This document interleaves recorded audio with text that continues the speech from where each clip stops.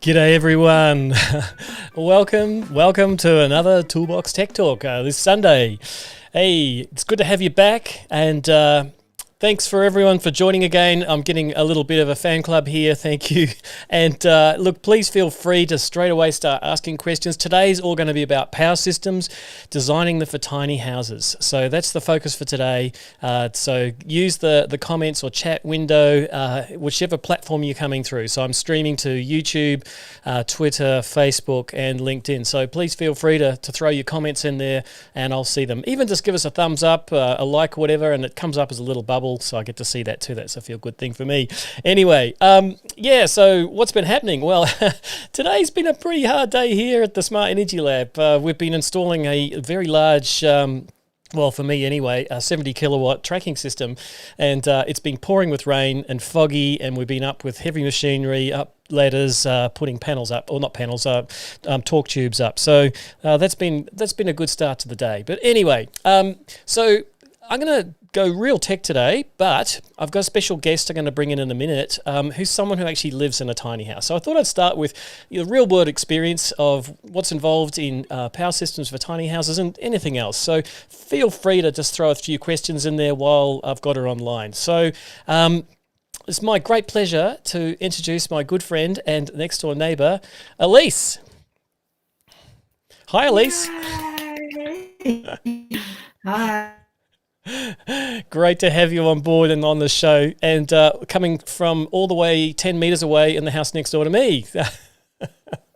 That's great. So, Elise, look, you've been living in a tiny house for how long? Oh God. I think I'm about to go through after this summer fourth winter. Fourth winter sounds about right. Yeah. And how's it been? So 4 years. I love it because it's simple, it's easy. I like to spend a lot of my time outside growing food and being on the forest and in the community. It's for a busy person who doesn't have much stuff. It's completely perfect and very sustainable, which is one of my greatest goals. I think you just mentioned a key item, a person who doesn't have much stuff. So you have to be pretty minimal, don't you? Well, I've suppose from moving one community to this one and only having one room at the last community and coming from a 2-bedroom city, I suppose over the years, it just being aware of distilling down because of wanting to have less environmental impact in all areas of my life. So yeah. Cool. Not hey, much. Just a little tech thing. Can you center yourself a bit you're a little off to one side. You might have to twist your laptop a little bit so that that's it. Lovely. Great. So yeah, thank you. Sorry to be off center. Nice PJs, by the way. Yep. Oh, you're not supposed to see those. So today's all about power systems, and I thought I'd focus on tiny house power systems. Now, what was your expectation in terms of power when you chose to get a tiny house built? Well, because I met with an architect about the design, and because I had no idea what I was doing, we kind of went through how I lived my life and what I used. And I'm quite a minimalist. Tiny house isn't about big screen TVs and lots of appliances. I suppose simple is best. Like living simply is one of my things. So yeah, we kind of identified what that was about, and when I employed the electrician, we had a talk about it. And of course, you awesomely living across from me, like giving input to what could work and not work as well. But definitely less is best for me, and just kind of really identifying that a fridge, a laptop, a phone, I don't know, a few lights. Yeah, it was pretty easy to have that kind of system for that, I suppose. I think I'm one of the lowest power users on the co-op. Is that correct, Glenn? Yes, apart from the wombats, I think you're down there amongst the lowest power users on the co-op. Yep. For those who are not familiar with the setup here, we actually live on an off-grid co-op in the Yarra Valley. So there's about 70 odd people living here and 30 homes or so. We're in 6 clusters of houses. Elise and I are in the same cluster, and we have a microgrid actually which services the cluster, but each house has its own independence. And so Elise's tiny house has its own power system. So she's autonomous, but she has, instead of having to have a backup generator, she can use the microgrid. So that's probably the only difference from a totally freestanding tiny home, is that you've got a microgrid for backup. Yeah, I think that's one of the bonuses about coming to this cluster and looking at other places to put my house. Like, it just, water was there, power was there. I mean, ideally in a perfect world, my biggest goal in life would be to be on no fossil fuels at all. And so kind of looking at, can I put a cold cupboard outside for winter, for storing food, so I wouldn't have to use a fridge? Like, what are the options? Collecting more power, of course, and storage. But I suppose as the climate changes, and kind of looking forward to the few good things about the tiny house is, it's adaptable. And even because I built the tiny house to be a cool climate house because of our location and how long our winters are and the climate. But, I kind of feel like that's going to change over the years. And I suppose that space is adaptable. So that's probably a bonus as well. Let's focus a bit on your energy appliances. So how do you light your house? So I just have the LED lights. I have very few, actually. If for a head count of how much lighting I have in my house, is that what you're saying, Glenn? I'm actually taking notes here because I'm going to use it in this in the design activity. So tell me how many lights you've got. So,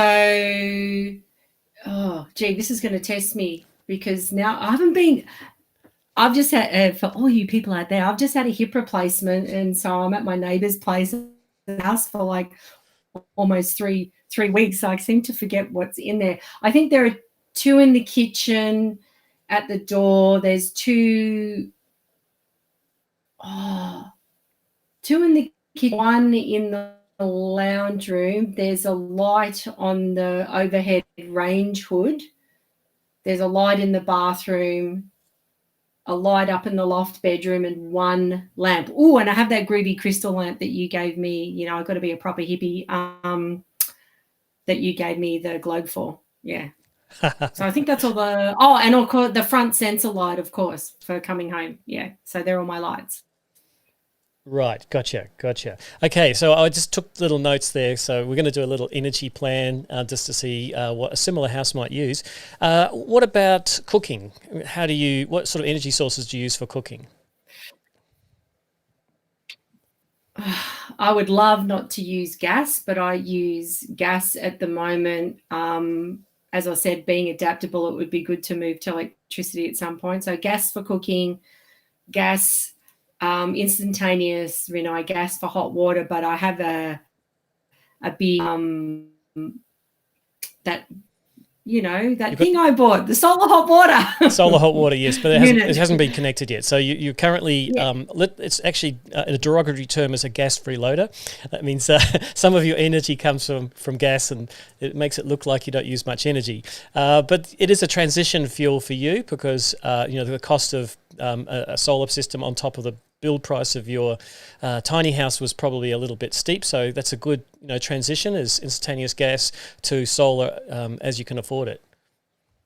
Absolutely. And I think anybody that wants to come and install it, just give me a call. Come on down. So get the solar hot water on, which would be awesome. I have an extractor fan in the composting toilet that has to run 24/7 because it makes the composting toilet more usable and friendly. I love that I don't use water for the toilet. There's an extraction fan in the range hood. Yeah, so that's kind of like that. Yeah. Okay, so I just put that down on the list of things. So In terms of heating, how do you heat your tiny house? Yeah, so got the tiniest fireplace known to mankind. So, yeah, wood. Mm-hmm. Yeah, that's where it's at right now. I mean, that might change in the future. Who knows? Solar farm, heating, wall panel. But I don't know. I use such little wood at the moment. It's a dream to heat it, and it actually stays hot pretty good, warm overnight because I've learned how to tweak it to keep myself cozy.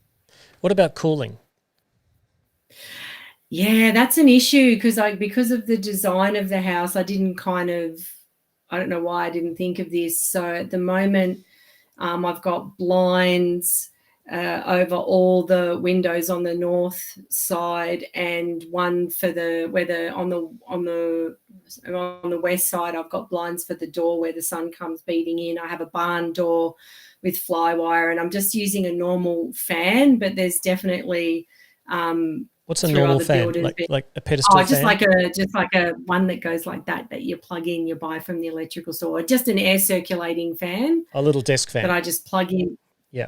Yeah, just a little fan. Like, I mean, that I just set up on the floor and it just rotates air. But there's definitely, I don't know. I'm so reluctant to adapt my inner environment for air conditioning because I like to spend a lot of time outside. But I suppose that's an option for the future. And also other builders have said to put in louvers in the roof to create airflow. There's definitely kind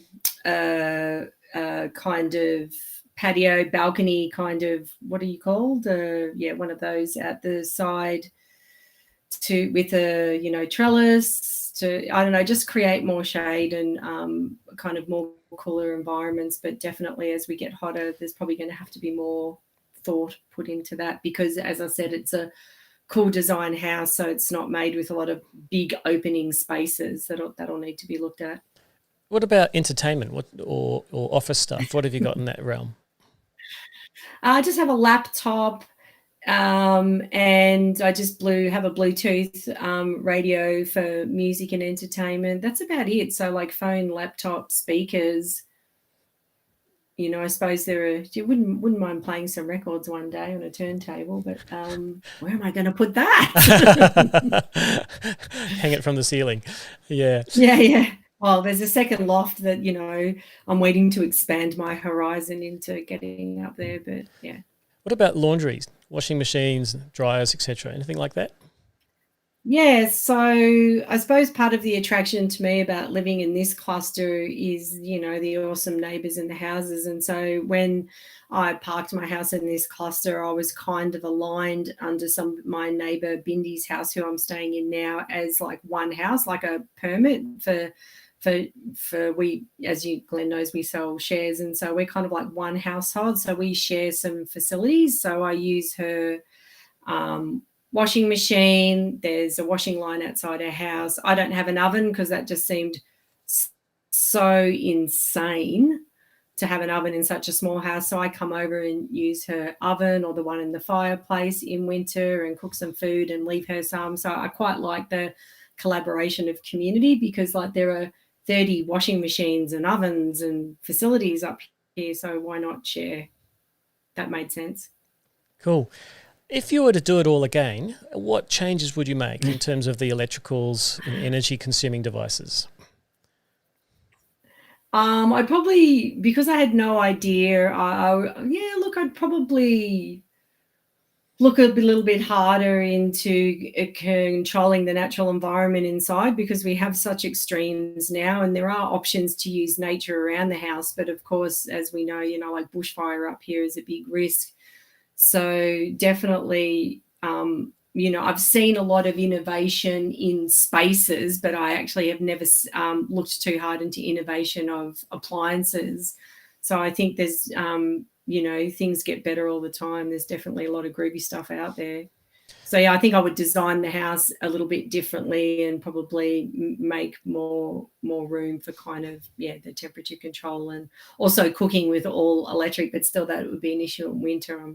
But So It's not just a couple perfect. of thoughts that came to mind and just I'll roll them past you.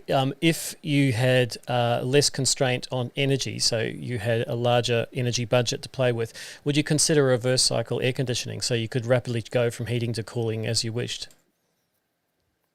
Yeah, I think so because, I like to think I've spent most of my life working outdoors. I'm a bit of a tough chick and I can tough it out for half an hour when I get home to a cold house. And I suppose convenience is a bad word these days, but yeah, convenience would be nice just to kind of perk it up when you get home and then go out and bring a wheelbarrow of wood in, get it started. Yeah, but on fire versus solar, I think environmentally the solar would win. So I've actually got a yeah. suggestion from one of the viewers. I'll just bring this one online. So Brian says heat pump hot water and induction cooker seem to be a solution to move away from gas.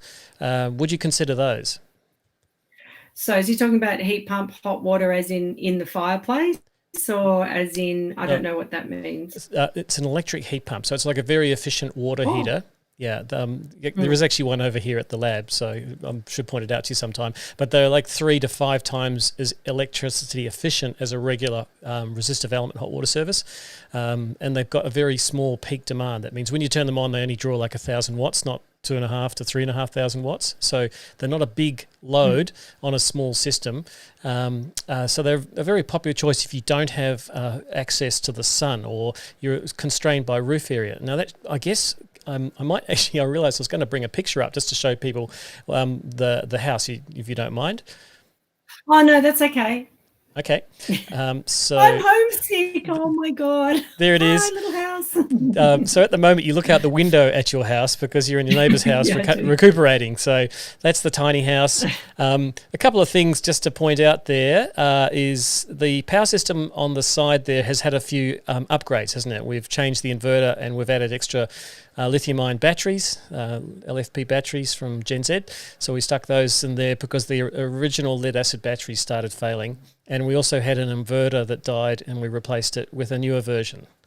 But what I haven't shown is the solar, which is on the other side of the roof. I should have taken a picture, I realise. There's only room for 4 panels. And so 2 of them are PVT, which means photovoltaic thermal. That means they heat water as well as generate electricity. And 2 of them are just PV panels.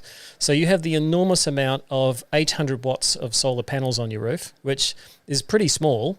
And so that is often a constraint for a tiny house is, the roof area. But, for a tiny house that's not going anywhere, things like verandas, shade areas, even ground mount solar can be an option as well. Yeah, so, we've talked about that, and I suppose it's kind of like it. Yeah. Yeah, it's been in the offing for a while. Anyway, I really appreciate you joining us just to introduce the real world of tiny house power systems, Elise, and I'll let you get back to relaxing on your Sunday. Thank you very much. Enjoy the rest of your talk. Okay. See you, Elise. Bye for now. See ya. Wow. Well, that was great having someone who actually lives in a tiny house talking to us about their experience. So now I'm going to get technical. So I said I'd talk about designing a power system for a tiny house. Now, look, a couple of extensions really is the same principles for designing a tiny house power system apply to designing a normal house power system or a large house power system or an enormous house power system. The principles scale. And I'm going to run through those. I based this lesson on Australian standard, or Australian New Zealand standard, AS 4509.2, which is a standard for designing standalone power systems. It can be scaled to, utility scale if you really wanted to, but there'd be some differences when you've got a utility scale system. But for even for large homes and homesteads, this same principle would apply. I should point out that I've really dumbed down 4509. 4509 Part 2 has got 16 pages of formulas for designing a standalone power system. And it's a little bit engineering grade for what most people would need, particularly for something so small as a tiny house. So I've dumbed it down to 6 easy steps. And I'm going to run through those now with you. I should also flag that I run a 5-day, or it's actually a 20-hour course over 5 days, so half a day for 5 days in a row, in designing a solar and battery storage system, whether it's on-grid or off-grid. And my next course comes up next week, actually not this coming week, but the following one. I think that's the 7th to the 11th December.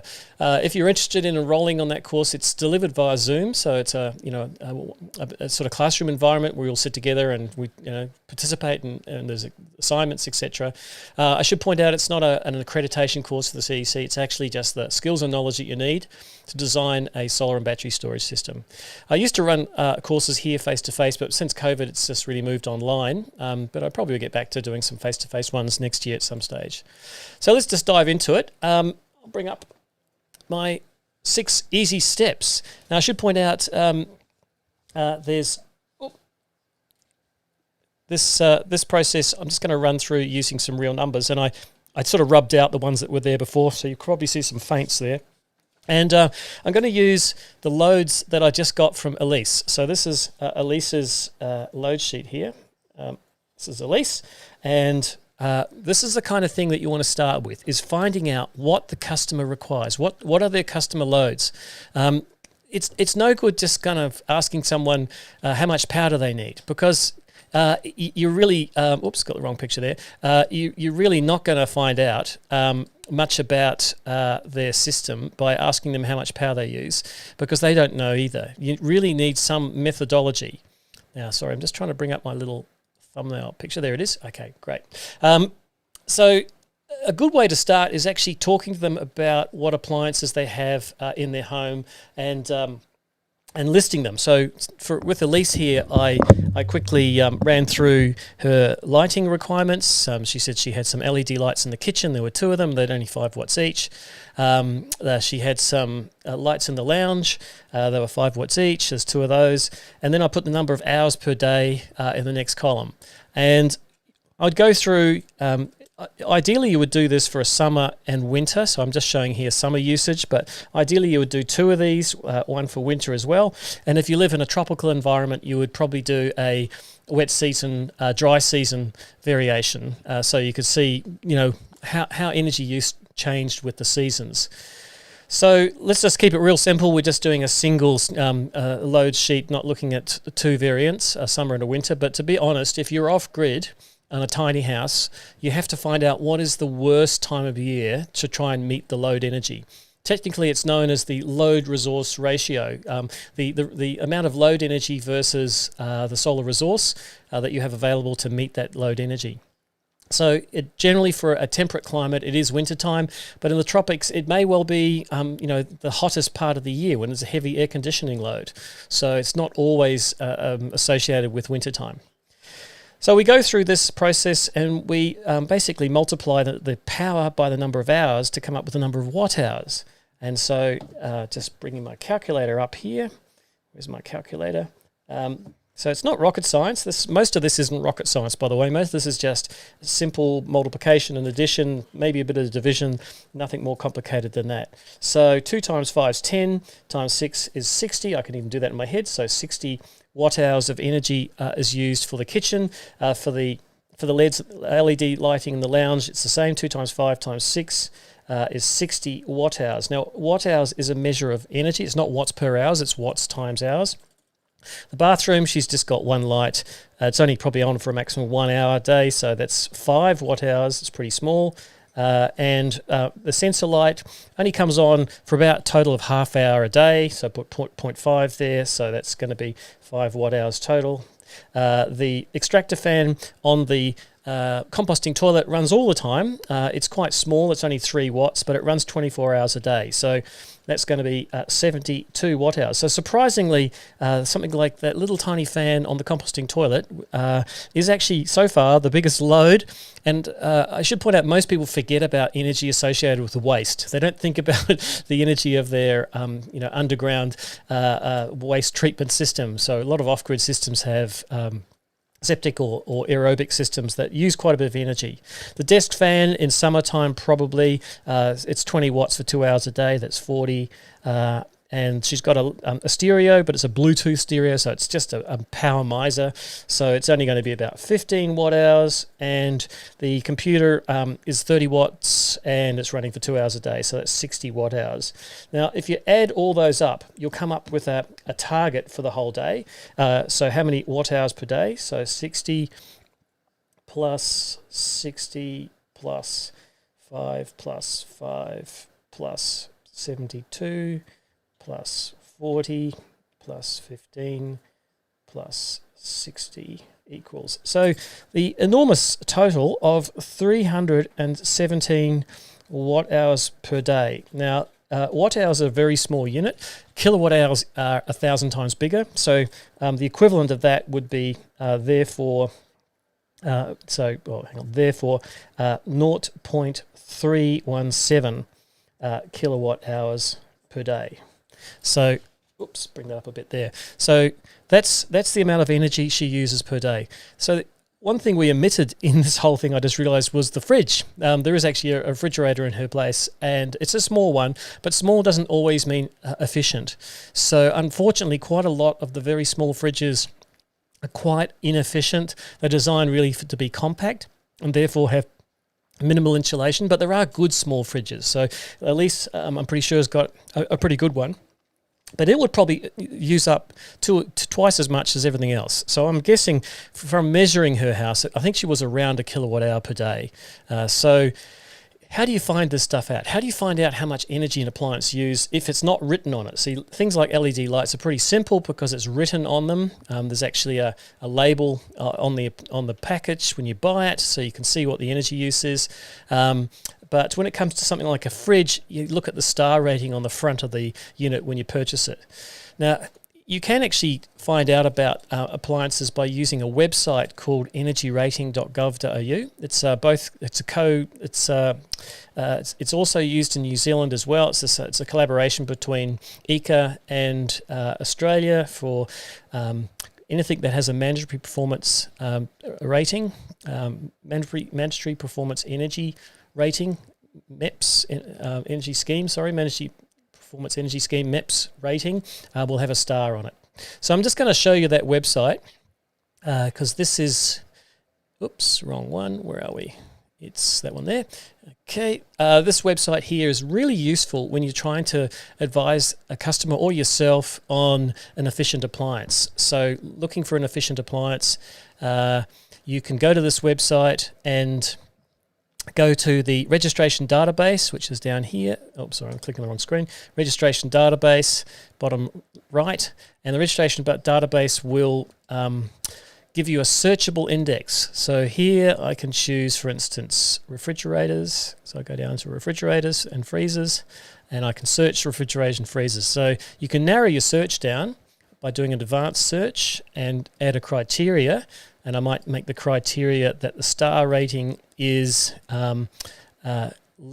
greater than or equal to 5 stars. So we want only the very best ones. So we're only going to show the 5-star refrigerators, so there's plenty of those. We might also want to limit our choices to a certain size. So total volume is less than or equal to, and we'll say 250 litres. So add that.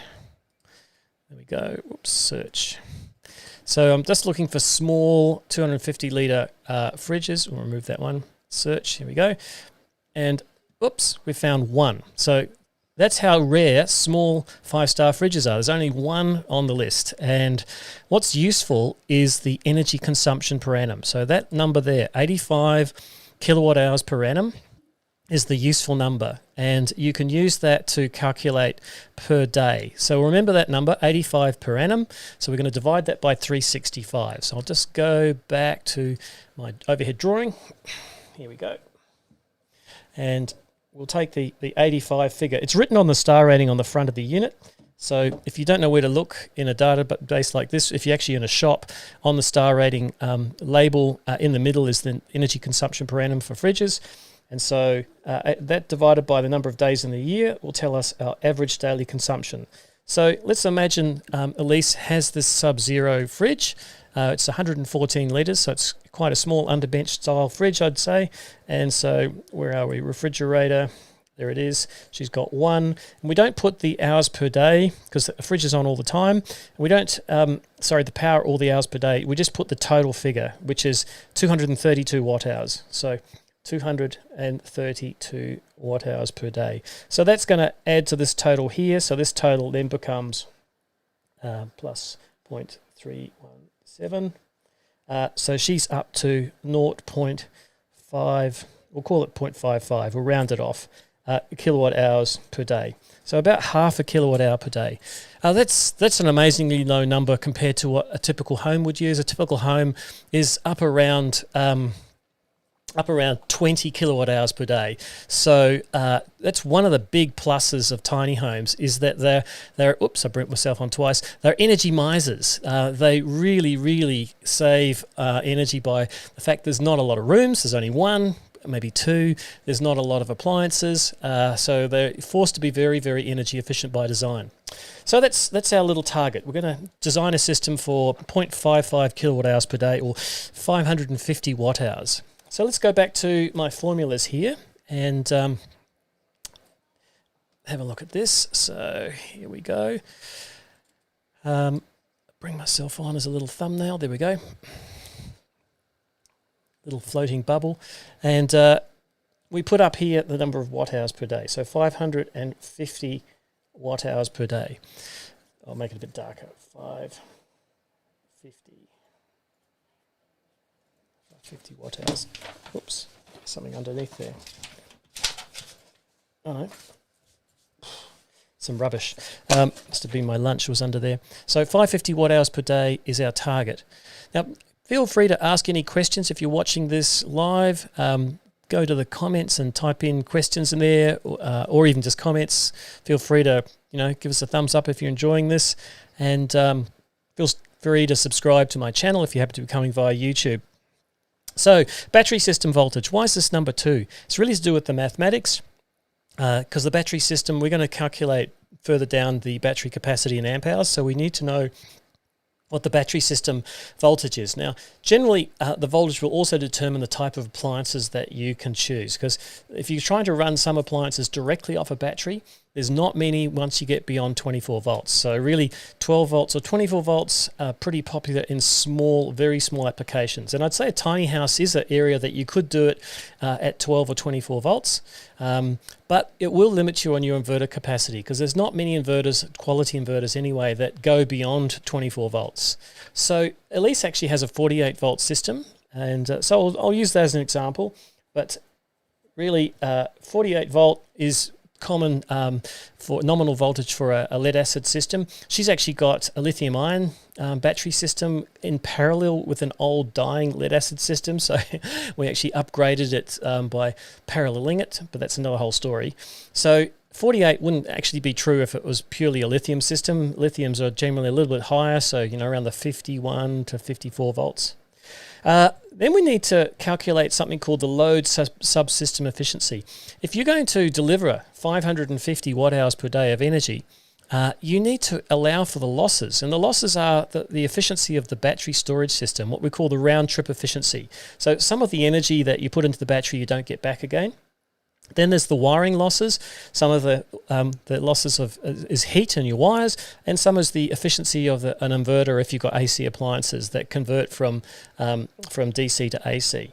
So I'm just going to pick some typical numbers in here. So if this was a lead acid battery system, the efficiency's not crash hot, so it's around 87%, which is a factor of efficiency of 0.87. We multiply that by the efficiency of our cable system, so we're allowing for up to 5% loss in our cable system, and a inverter efficiency for battery inverters, it's generally lower than what solar inverters are, so I'm saying around about 92% efficient.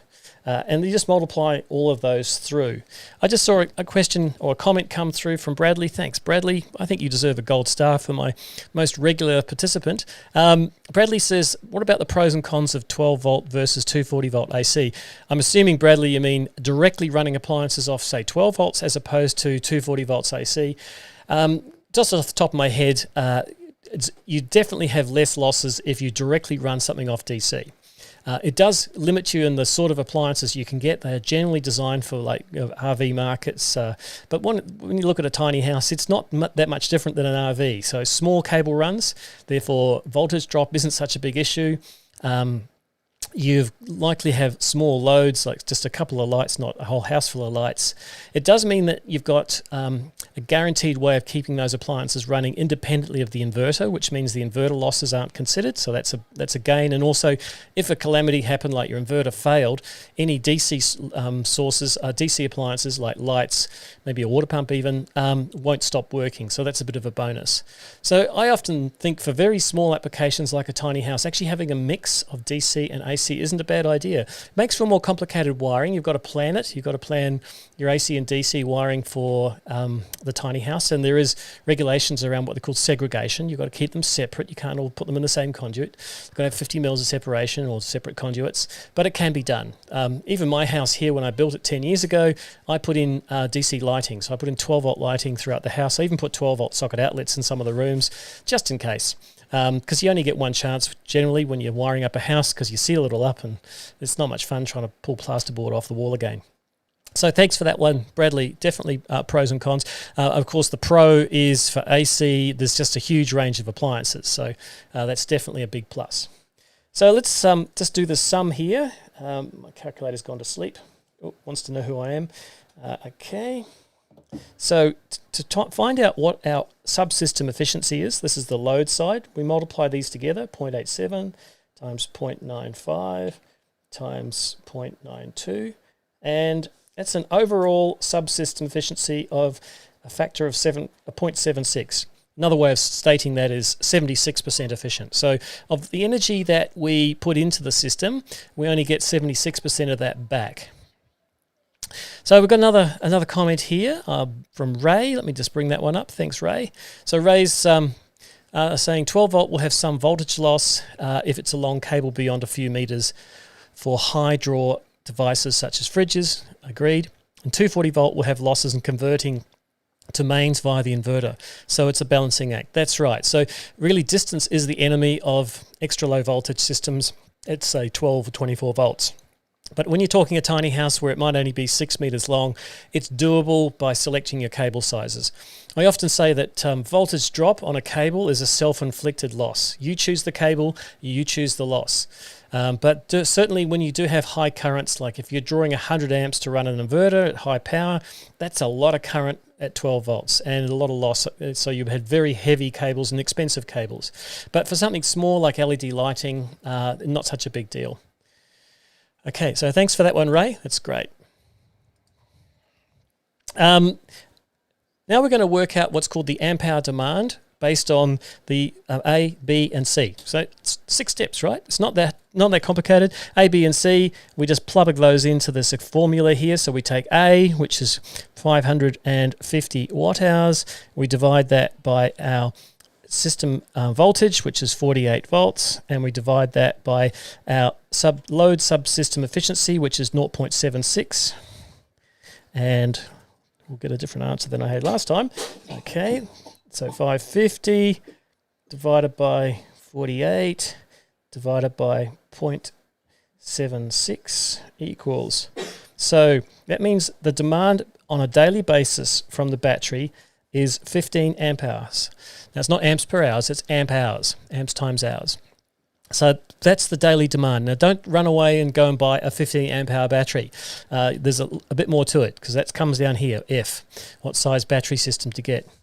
Now, E is probably the hardest part. Actually, I lie. I generally say A is the hardest part, but selecting your appliances is the hardest part, or even finding out what their power rating is. But we've done it. We just ran through that load sheet and found out what the load energy requirements were.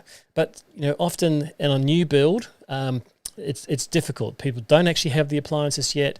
I often think it's the biggest opportunity to make the biggest savings, because energy efficiency is the cheapest form of energy, the energy you never needed, sometimes called negawatts. The watts you never needed are negawatts. So we come down to E, which is sizing a PV system. Now, I'm assuming that this system is designed so that even during the poor parts of the year when the weather's poor and there's not much solar, we have enough solar energy to still replace all the energy we took out of it and the losses. That's very important, and the losses. So we start with plugging in our load energy requirement, which is 550, and now we divide it by something curious called peak sun hours, or PSH. More technically, it's kilowatt hours per square meter of solar radiation on a surface. Now, that's where it does get technical. That's where you do need some actual data, and there are online sources for this. NASA has a service, but it's only for equator-facing panels. But then again, if you happen to be facing the equator, i.e. in the southern hemisphere, the panels face towards the north, it will give you some data. The Bureau of Meteorology here in Australia and NIWA in New Zealand also publish quite a lot of solar radiation data, but the Bureau of Meteorology only publishes horizontal radiation data. That means if your panels are perfectly flat, once you tilt them, they'll generally work better, certainly if you're in a more southern latitude. So this might be the hardest one to find. Now, I happen to know what it is for here at Mount Tulliebrawong, which is in the Yarra Valley, 65 kilometres from Melbourne. In wintertime, we get 2.7 peak sun hours. Now, I've chosen 2.7 because that's the worst load resource ratio for homes here. It's winter time, it's June, people are indoors more, they're using more power, and so that's when we design that with low solar radiation, we can still meet the energy demand. So we factor in our efficiency factors for our PV system and also our subsystem efficiency. Now, the PV system efficiency here is actually a little bit tricky too. It's to do with how a solar panel it changes its production due to temperature. Now, this is probably when I need to bring another tech thing up, data sheet for a solar panel. So let me just bring this one up. Here we go. So here's the solar panel. This is a very big panel, actually. They're the ones we're putting on the solar farm at the moment. They're 2 meters by 1 meter. They may be a little bit too big for a tiny house, but I just grabbed a data sheet off the internet to show you. If I scroll down to where it tells me what's known as the temperature ratings at standard test conditions. So STC is standard test conditions. And it tells me that the power of my solar panel will reduce, because it's a negative temperature coefficient, by 0.35% per degree Celsius from test conditions. Test conditions are 25 degrees Celsius on the cell, on the solar cell. And so it's not the ambient temperature, it's the temperature of the cell when the sun's shining on it. So even in wintertime, your cells will heat up. So how do we find this out? Well, let me bring another sheet up. Now, I have done a whole Toolbox Tech Talk on this, so I'm not going to go into great detail. But here I'm showing that this is standard test conditions here. And at standard test conditions, the panel might have a certain voltage at maximum power, and its power coefficient in this case is 0.30. I think it was different from the Longi solar panels we just looked at, but it's just saying that as the temperature increases, we're losing power. So we lose voltage. That's the reason why we lose power. A solar panel is pretty linear on current over temperature, but with voltage, that's where it changes. As it heats up, we lose power. And so when a panel's sitting at 38 degrees, when the air's at 38 degrees ambient, the cells are going to be a whole lot hotter. Generally, cells are 25 to 35 degrees hotter. So in this case, looking at the magenta, I've got 43 degrees rise from test conditions. And so this is probably a summertime temperature at 38 ambient. It's pretty hot. We're losing 12.9% of our power. But here's the rub. We're designing this system for wintertime in Melbourne, and in wintertime in Melbourne, it's not 38 degrees, thankfully. It's probably more like down here somewhere, 10 degrees. So the power loss is much, much less. So that means I can go back to my chart over here and consider a much lower figure for thermal losses. But the PV system efficiency is actually a whole bunch of subsystems within the PV. So we've got, for instance, I think I might even have a slide here. Sorry, a hand-drawn picture. Here we go, of PV system efficiency. So this is a summary of all the losses in a PV system, we've got things like the big one, which is thermal derating. That's where you lose generally most of your power, unless you live in a very cold climate. We're talking 0 and below. You'll almost always lose power as the panels warm up when the sun shines on them. You'll have a certain amount of manufacturing tolerance, so that could be nothing. So most panels these days are actually what they call positive tolerance, so really there's no loss. Then we've got our losses in our wire, which is, as I said before, self-inflicted. The standard for PV systems in Australia and New Zealand, AS/NZS 5033, recommends a maximum of 3%. So I put 3% loss, which is expressed as a factor 0.97. The charge controller or inverter conversion efficiency depends very much on what this is, but generally it's in the 90s, so solar inverters are very good. 0.96 would be typical for a solar inverter, but if you're on on a tiny house, for instance, you probably don't have room for a big solar inverter. You're probably going to use a maximum power point tracker, which are very compact. And if you've never heard about maximum power point trackers, what do you know? I've got a data sheet for one just here.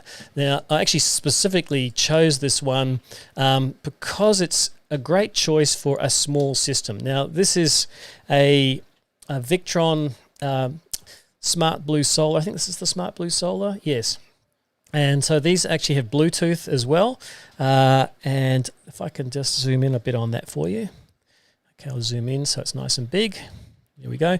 So this thing is, about 100 mil square. It's quite small. If you look down the bottom here, it's got 6 terminals, battery, plus or minus, PV, plus or minus, and load, plus or minus, which means it can be used to control some loads. So you can connect, for instance, your lighting to this, and it will turn it off if the batteries get low. It can even be used as a night light system, so at night time it turns the lights on for you. So it can do some smarts, but MPPTs are very, very efficient. One of the things I like about this, particularly for applications like RVs and tiny houses, is the monitoring is your phone. You don't have to go and buy an expensive display. You can just get your phone. It connects via Bluetooth, and it gives you both real-time monitoring and over time. So it will give you a historical production. So if you look at that second picture of a phone, bottom left, it's showing the production after the last 5 days. This is really, really nice to have. But this is the smallest unit, or one of the smallest units. It's they rate them in their maximum input voltage. So if I look over here, just hit it, sorry. It's got a maximum input voltage of 75 volts, which is probably really just one panel. You could connect to that one in series, and 10 amps out. They do bigger ones, 15 amps out. They can do higher voltage ones, 100 volts, 15 amps, and a larger one, 100 volts in, which would be 2 panels in series, and 20 amps out. So this is a great choice for DC charging for a small system. Just a reminder, if you've got any questions or comments, throw them in there. You're pretty quiet. I've got a few hellos. Thank you very much for that. So going back to my explainer, and we talked about losses here. We'll go back to that. So the PV system includes thermal losses and all those other ones, and it depends very much on what time of year you're designing it for. So I'm choosing wintertime here in Melbourne, and I'm going to say that my thermal losses will be very low, and I'm keeping all my other losses totaled to less than 10%, which is a efficiency factor of 0.9. Almost done. I just put in the number I had up here, C, which is the load subsystem efficiency, 0.76, and the answer is the number of watts of panels I need. So this is exciting. I haven't done this one before, so let's have a look. So we go 550 divided by the peak sun hours for the location and the inclination that I'm mounting my panels at, 0.9 efficiency for the PV system, and 0.76 for my load losses. And so I need the enormous sum of 297 watts of panels. Wow. That's pretty amazing. That's really one panel. So it's very doable. I said that Elise had room for 800 watts, well, she's got 800 watts of panels on her tiny house. And if that number was true for her, but actually I think it's more like one, I think she's a bit higher than 550, she'd only need 300 watts. So there's a minimum There's no maximum. Actually, oversizing makes a lot of sense, and I'll come to that in a second. And lastly, so we're nearly there. We've nearly designed a standalone power system. The last step is battery sizing. Now, D is the demand, the amp hour demand. So we worked out it was 15 amp hours, so we'll put a 15 in there. On a daily basis, we've got 15 amp hours being drawn from the battery. Now, this is the big one. How many days of autonomy do we want? The way it's worded in the design standard, AS/NZS 4509.2, assumes a total eclipse for a certain number of days. Of course, we don't have such a thing. So it basically takes the premise that if you have absolutely no renewable energy input at all, how long can you run for? Or do you design the system to run for? Now, a good principle, and this is what's mirrored in AS/NZS 4509 Part 2, is if you have no auto start generator, 5 days of autonomy, and if you have an auto start generator, 2 days of autonomy. That's your range, 2 to 5. You can be beyond that, but that's a good working number. Now let's imagine that Elise didn't have a connection to a microgrid and didn't have an auto start backup generator, and we put 5 days of autonomy in there. The idea of 5 days is so that you can get through the weather cycles. You can get through the 3 or 4 days of bad weather, and the sun comes back and your battery system gets recharged. If you've only got 2 days of autonomy, basically after 2 days of rain, you've got to go and start the backup generator. So we're choosing 5 here, and we do that, and then we divide it by the maximum depth of a discharge that we choose to take our batteries to. Now, this depends very much on the technology. Now, I chose lead acid here as a 48-volt lead acid system. I actually should put that in brackets, so I'll call it lead acid. Now, lead acid batteries generally don't like deep discharge. A good sort of rule of thumb is about 50% maximum depth of discharge for a reasonable life out of a lead-acid battery system.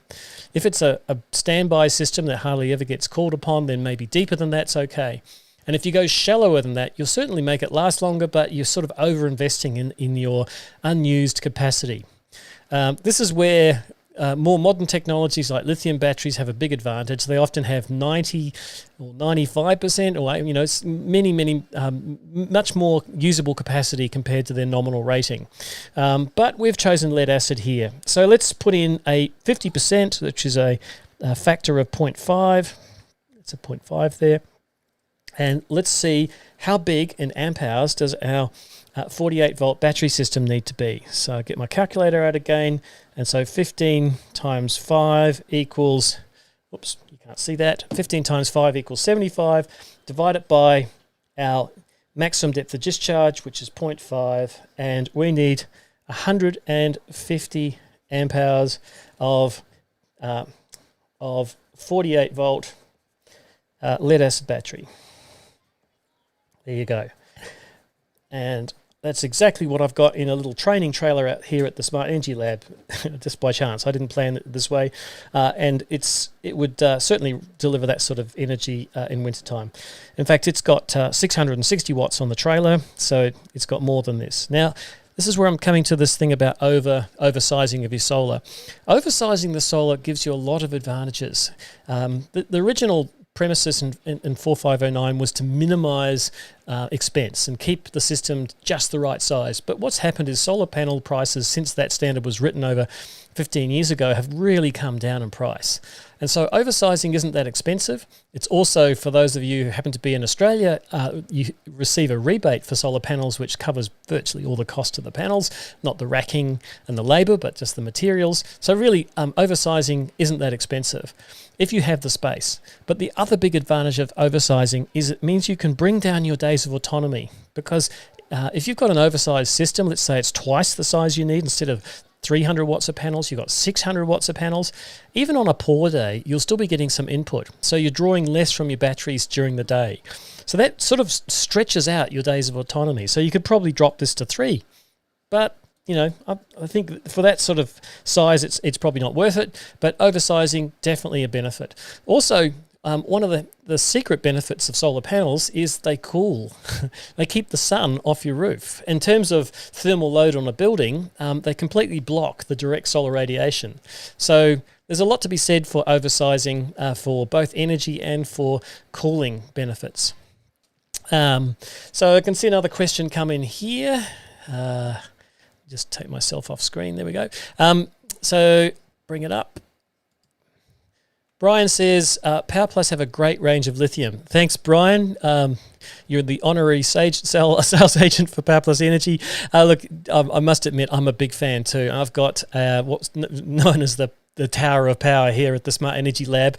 I even did a interview with Bradley and Craig from Power Plus Energy a few months ago here on the Toolbox Tech Talk. So yeah, know them well. It's a Melbourne-based company, Australian-made lithium-ion batteries. They're proving to be extremely popular. But yeah, so thanks for that one, Brian.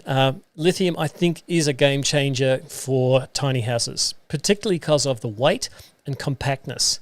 Now, I didn't talk about weight, but you know, these 150 amp hour 12 volt batteries are about 40, 50 kilos. So if I need 4 of them for a 48 volt system, that's about 200 kilos of batteries I've got to find a home for. And if this tiny house is relocatable, that's quite a lot of extra weight to add to that building.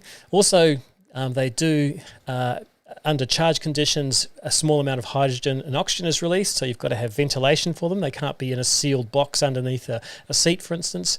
So that's another issue. Also, they don't like getting hot, so you don't want to put them where the sun shines too much. So really, lead acid has a lot of negatives. Even though it's been around for a long time, you could say it's the sort of steam power equivalent of modern energy, of modern internal combustion engine or EV vehicles. It's getting a little bit long in the tooth. Okay, so David, thank you, David. I've got a question coming in here. This is question and answer time because we're going to wrap in a few minutes. So you get your questions in. We'll generally finish at the top of the hour. So David says, what size inverter would you choose, taking into consideration oversizing the PV AC output based on maximum demand? Excellent question, David. Now, I did think about doing an extension on this particular design on sizing inverters, but actually it's a bit of a big subject. So I'm going to do another Toolbox Tech Talk on maximum demand calculations for standalone power systems. They're a bit different. And if you're wondering what maximum demand is all about, you can actually choose an inverter. For instance, let's say you choose a 1 kilowatt inverter. But if you put too many appliances on at the same time, you exceed its capabilities and it can shut down. Generally, inverters are well protected these days, so they don't blow up, they just shut down. So understanding what the considerations are for maximum demand, what surge demand is, and what power factor effects have on surge demand as well. So all of that needs to be considered. So thanks, David, for the question, but I will be covering that in another Toolbox Tech Talk. It might even be next week. We'll see. Got another one here coming in from Josh. Thanks, Josh. Looks like you're having a cuddle with your cat in the picture there, or your dog, sorry. You're losing a lot of lifespan at 50% depth of discharge with most batteries, and some batteries need 5 to 10% DOD per day. I should point out that 50% depth of discharge is over the days of autonomy. Now, I chose 5 days of autonomy, so that means 50% after 5 days, not 50% every day. So definitely agree with you, Josh. 50% every day would be tragic for a lead acid battery, but over 5 days, it's only 10% per day. So that's important consideration. And Josh goes on, Bradley will elaborate, but running lithium too hard will also reduce lifespan. Really, just about any battery system has its limits, and understanding what the wear and tear on a battery system is based on what's known as the C rate demand. So if you're taking the full capacity over 1 hour, that's 1C. That's pretty intense out of a lithium battery, but some can do it, but that's pretty intense. With a lead acid battery, that might be exceptionally intense. Thanks, Brian. You too. You're a good contributor here. So Brian's just letting me know that it's 42 degrees here today. I guess you're in New South Wales sweltering away in the heat wave that you're going to have for a few days. Just to let you know, it's cold and raining here. It's a very different climate in the Yarra Valley. I think I had a picture from today. Where did I put it? So I can gloat that we're having colder weather than you, but generally that's not a plus in wintertime. Anyway, Well, just winding up for today, thanks again to everyone for tuning up for Toolbox Tech Talk. And for those of you who are new here or don't know about the Smart Energy Lab, I run training courses, various training courses online these days. I've been doing 3-day electrical inspection training courses, primarily aimed at electrical inspectors or those installers who really need to know their standards well. Well, they all do, but it's really aimed at electrical inspection. I've run a 5-day, it's 20 hours over 5 days, a course on standalone and hybrid, which is, I call it solar and battery. I'm doing a special course coming up later, I think it's in December, which is just on designing and installing a battery system for on-grid or off-grid. So it's really looking at the battery standard, the new battery standard 5139. Nothing else. So it won't be covering solar, won't be covering inverter systems, just looking at battery types.